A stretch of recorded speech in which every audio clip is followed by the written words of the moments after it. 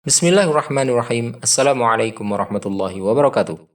Apakah makhluk yang pertama kali diciptakan di bumi? Jawabannya mungkin akan membuat Anda terkejut. Ada banyak pendapat, perbedaan, dan hadis mengenai apa yang diciptakan oleh Allah SWT pertama kalinya di muka bumi ini.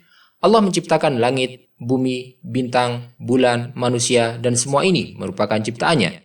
Akan tetapi, terdapat perbedaan pendapat mengenai apa yang pertama kali diciptakan oleh Allah SWT. Sebagian ulama mengatakan bahwa pena merupakan makhluk yang pertama kali diciptakan. Sementara ulama yang lain menyatakan bahwa yang pertama kali diciptakan adalah arsy atau air. Untuk memahami apa yang pertama kali Allah SWT ciptakan, mari kita simak video ini sampai selesai.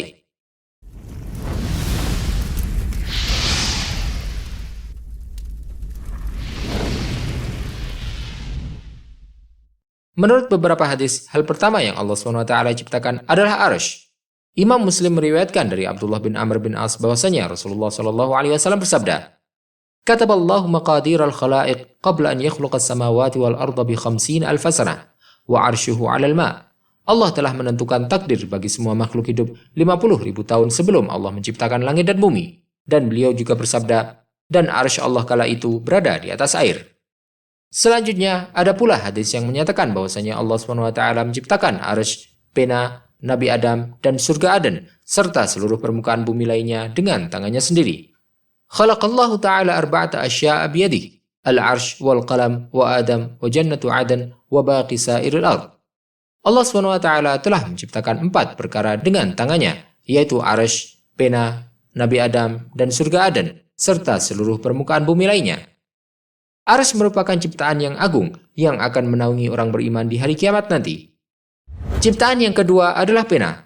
Sebagian ulama berpendapat bahwa yang pertama kali Allah SWT ciptakan adalah pena. Ubadah bin Samit radhiyallahu anhu meriwayatkan bahwasanya Rasulullah SAW bersabda, "Inna awwala ma khalaqallahu al-qalam, faqala aktub, faqal ma aktub, qal uktubil qadar ma kan wa ma huwa kainun ilal abad." Sesungguhnya yang pertama kali Allah ciptakan adalah qalam atau pena. Kemudian Allah berfirman, "Tulislah." Maka qalam bertanya, "Apa yang aku tulis?" Allah SWT kemudian berfirman, "Tulislah takdir yang terjadi dan yang akan terjadi sepanjang masa." Adapun arsy terletak di atas air sebelum penciptaan pena.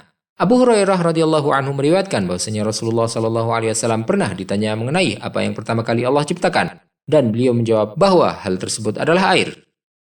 Yang ketiga adalah langit dan bumi. Allah menciptakan langit dan bumi sebagai tempat tinggal bagi makhluknya, sebagaimana yang disebutkan oleh Allah SWT dalam firman-Nya, Allahul ladzi ja'ala lakumul arda qararan was samaa'a binaa'an wa sawwarakum fa ahsana suwarakum wa razaqakum minat thayyibat. Dzalikumullahu rabbukum fatabarakallahu rabbul alamin. Allah lah yang menjadikan bumi bagi kamu tempat menetap dan langit sebagai atap, dan membentuk kamu lalu membaguskan rupamu serta memberi kamu rezeki dengan sebahagian yang baik-baik. Yang demikian itu adalah Allah Tuhanmu, Maha Agung Allah Tuhan semesta alam.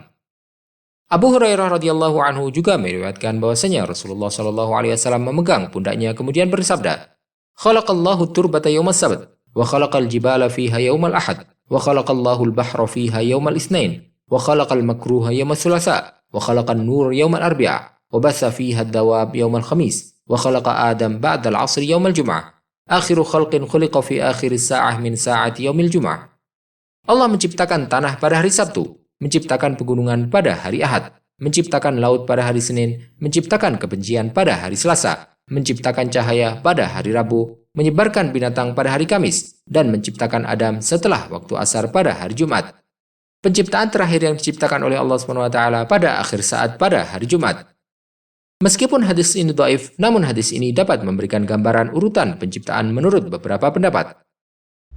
Yang keempat adalah Nabi Adam alaihissalam.